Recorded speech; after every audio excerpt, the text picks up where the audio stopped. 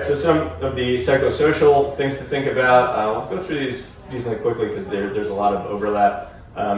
Pain and fear avoidance. All right, so if we talk about pain as perceived threat, we can really see that fear will drive pain because pain is basically the brain's response to a perceived threat. Is anyone familiar with the term placebo?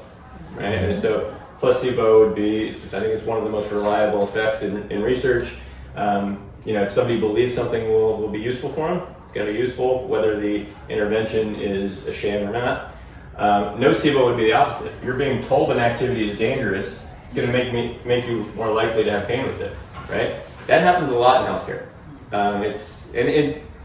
I don't think, I've been a clinician for 17 years, I don't think I would have been as confident to really call that out as a younger therapist, because there's a little bit of a hierarchy in healthcare. It's like physicians first, therapists are under it.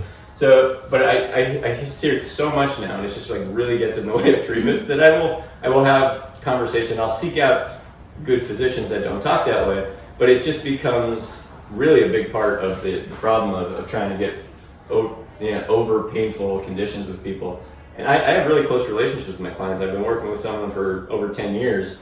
And they understand me, but then they'll come in and they have a pain and they've seen a physician, and now all of a sudden their whole mentality has changed because they've been told that they have this thing, this entity of a diagnosis, and that they have the spine of an 80-year-old or something like that when they're a 60-year-old. And it really just throws them off, and we have to have these conversations. So that's really important because research will show pain-related fear avoidance is an essential feature of the development of chronic musculoskeletal pain.